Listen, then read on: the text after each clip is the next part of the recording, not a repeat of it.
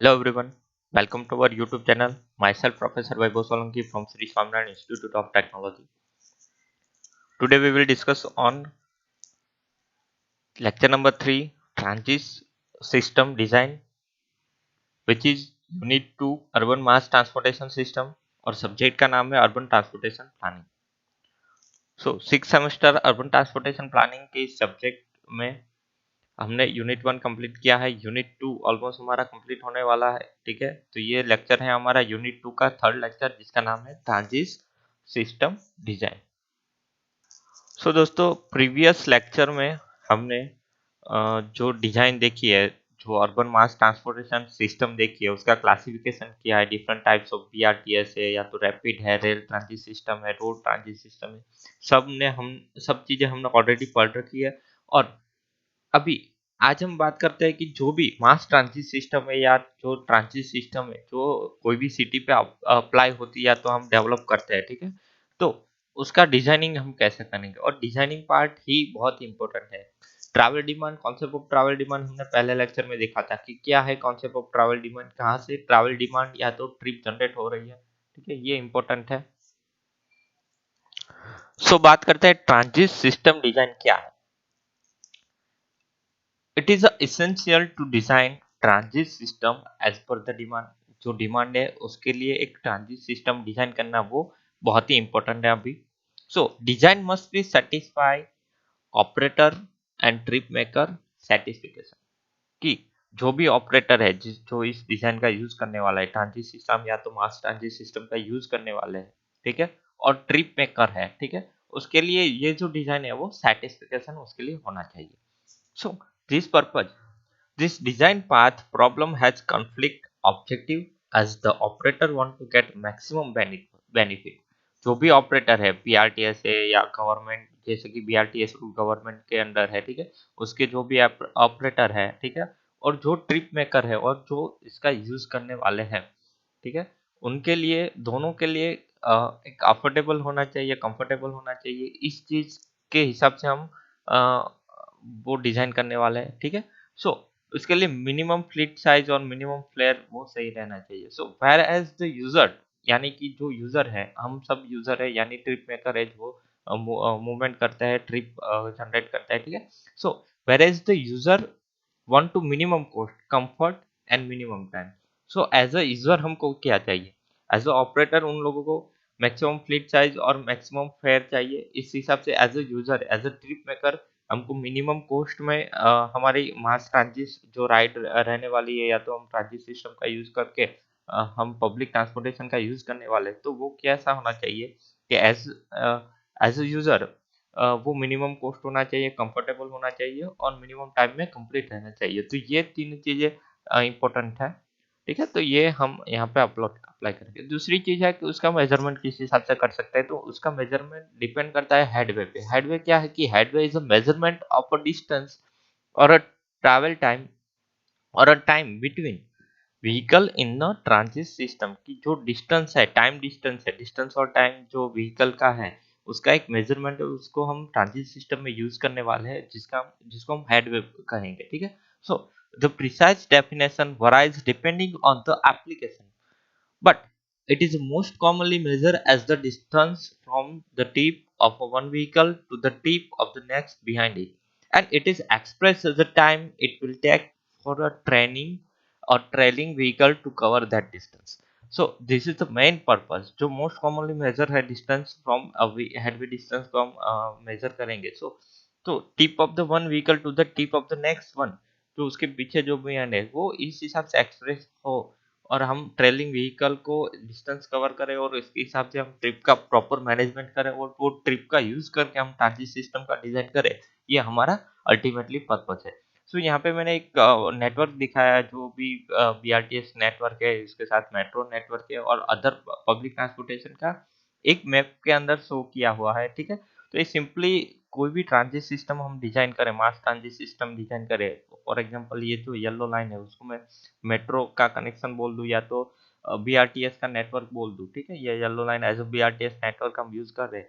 तो ये जो ट्रांजिट सिस्टम है वो दो चीज पे डिपेंडेंट है, एक तो ट्रिप ऑब्जर्वर या तो ट्रिप ऑपरेटर, और दूसरा है ट्रिप मेकर। ट्रिप ऑपरेटर यानी कि जो इसको ऑपरेट कर रहे हैं, जिसको डिजाइन कर रहे हैं। ट्रिप मेकर यानी जो यूज करने वाला है, ठीक है, यूजर। तो ये दोनों के सेटिस्फिकेशन, कंफर्ट और कॉस्ट और मिनिमम टाइम और मिनिमम फ्लीट साइज और मिनिमम फेयर पे डिपेंड करेगा। तो उसके हिसाब से हम ट्रांजिट सिस्टम का डिजाइन होना चाहिए। So that's it, this is the transit system design जो हमने डिफाइन किया। बट अब इम्पोर्टेंट बात है कैपेसिटी।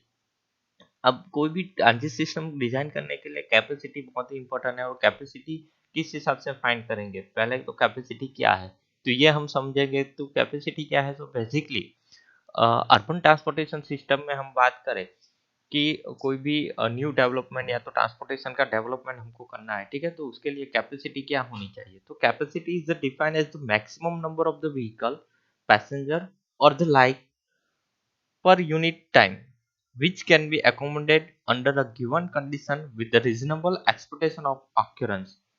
कोई भी जगह पे, कोई भी पर्टिकुलर पर यूनिट टाइम पे, कोई पर्टिकुलर प्लेस पे पर यूनिट टाइम पे जो भी मैक्सिमम अकोमोडेशन है किसी भी चीज का। अगर मैं यहाँ पे अर्बन ट्रांसपोर्टेशन की बात कर रहा हूँ तो वो maximum accommodation number of the vehicle होगा कि कितने नंबर ऑफ व्हीकल पर टाइम, पर यूनिट टाइम कोई प्लेस पे अकोमोडेट है, और उस ऑक्यूरेंस को मैं कैपेसिटी बोलूंगा।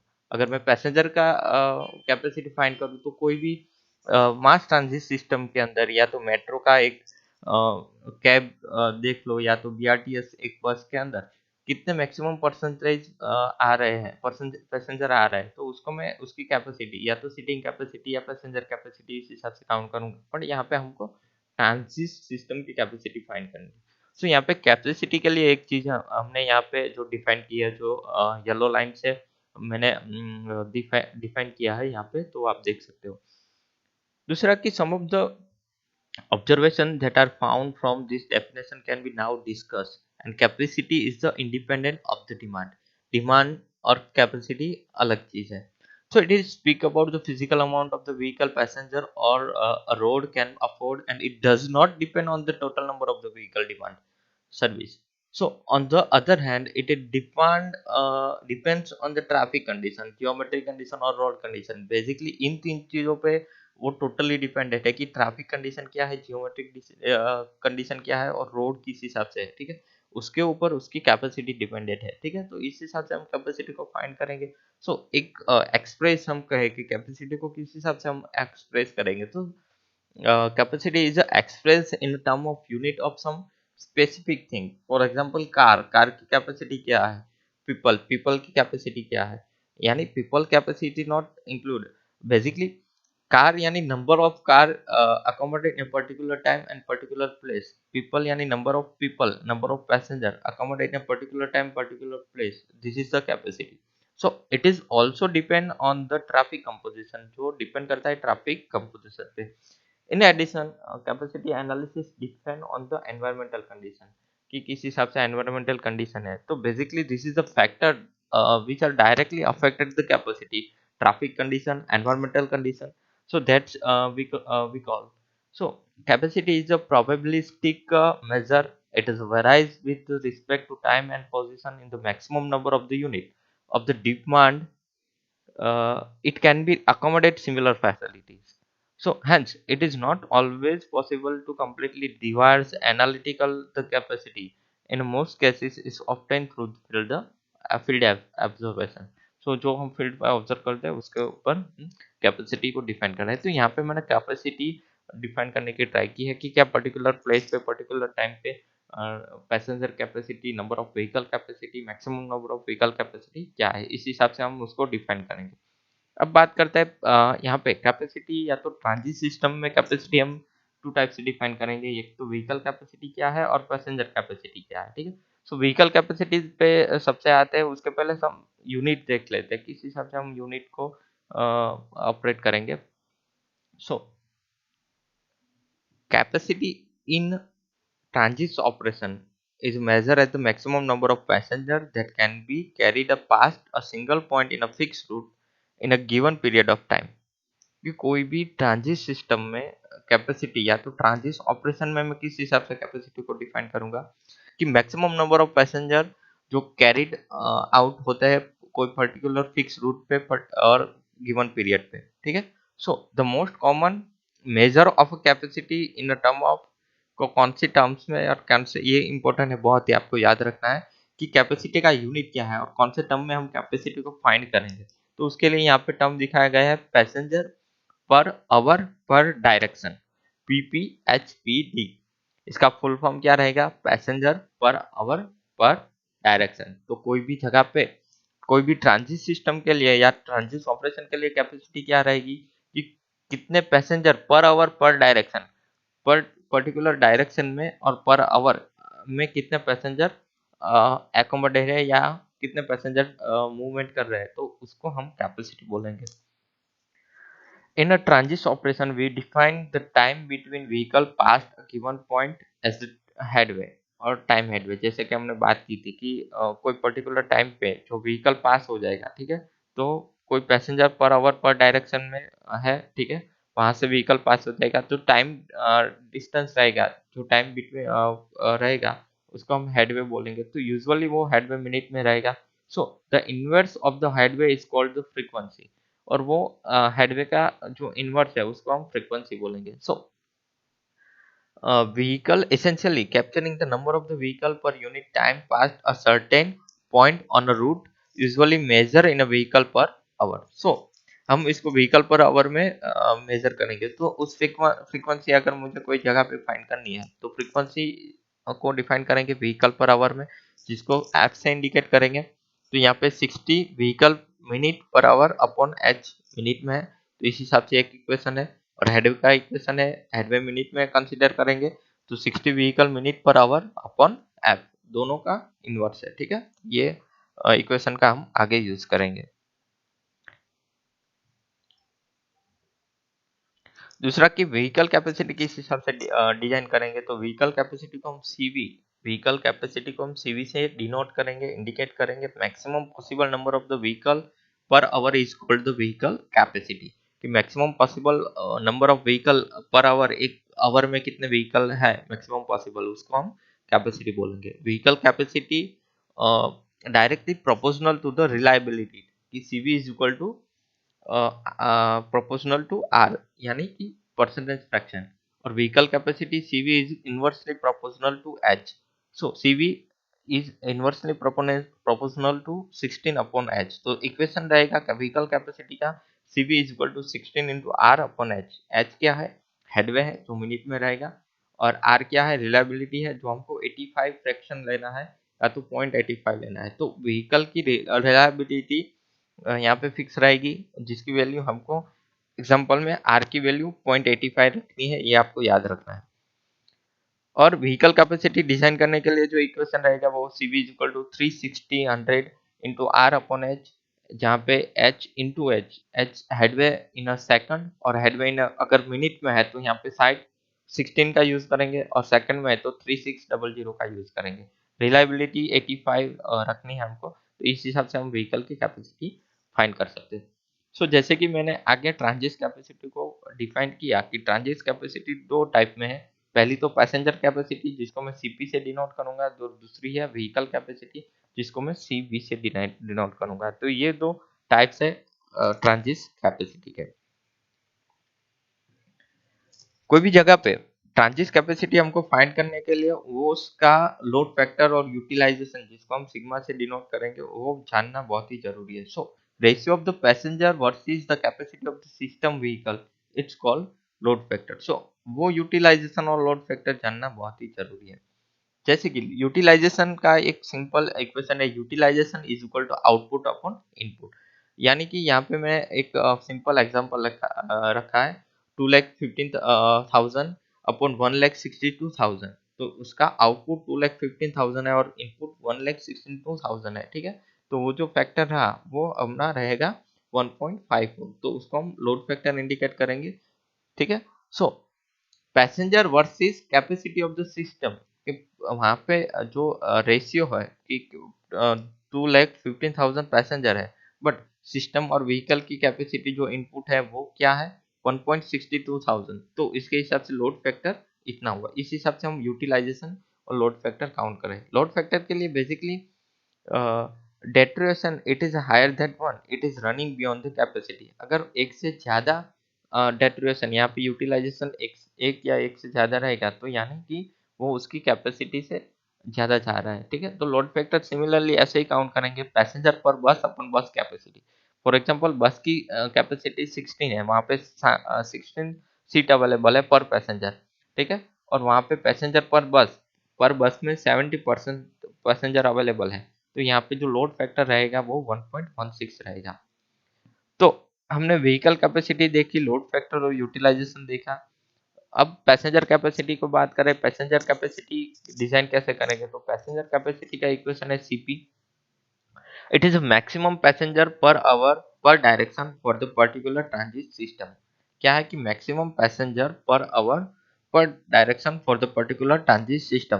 Frequency F is equal to 16 upon, so frequency F is equal to 16 upon H है, is equal to transit unit per hour की जो हेडवे जो मिनट में हमने काउंट किया था, ठीक है। पैसेंजर कैपेसिटी के लिए एक सिंपल इक्वेशन है CP is equal to CV into N into S into sigma. CV is equal to vehicle capacity हमने आगे देखा, N is equal to number of vehicle जितने भी है इसको हम स्मॉल एन से इंडिकेट करेंगे। S is equal to number of seat को हम इसी हिसाब से इंडिकेट करेंगे। और दूसरा सिग्मा है लोड फैक्टर। लोड फैक्टर जैसे कि हमने आगे काउंट किया कि पैसेंजर पर बस अपन बस कैपेसिटी जितनी है उसको हम लोड फैक्टर कहेंगे।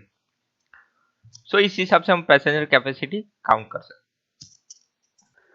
तो जैसे कि हमने ट्रांजिट सिस्टम डिजाइन किया है, ट्रांजिट सिस्टम किस हिसाब से डिजाइन करेंगे, व्हीकल कैपेसिटी और पैसेंजर कैपेसिटी कोई भी ट्रांजिट सिस्टम के लिए, मास ट्रांजिट सिस्टम के लिए कैसे काउंट करेंगे वो हमने देखा। यहाँ पे एक एग्जांपल देख लेते हैं जो जीटीयू के लिए बहुत ही इंपॉर्टेंट है और आपको ये याद रखना है, ठीक है। तो ये एग्जांपल से आपको समझ में आ जाएगा कि जो भी हमने थियोरी आज पढ़ी है, ठीक है।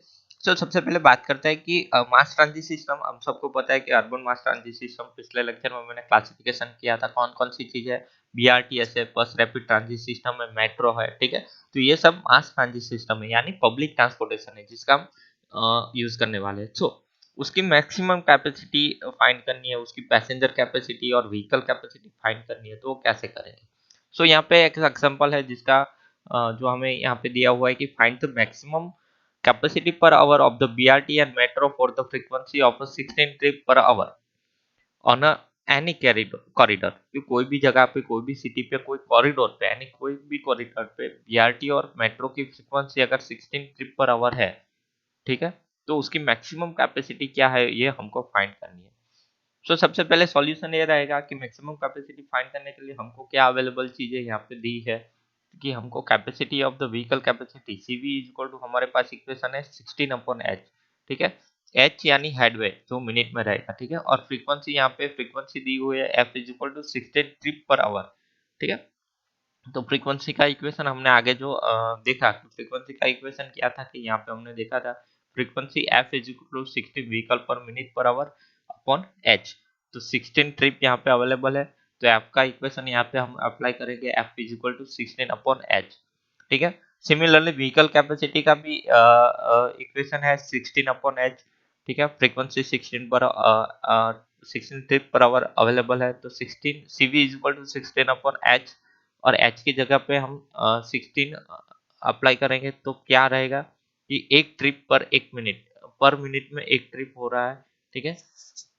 तो ये हम काउंट कर सकते हैं इजीली।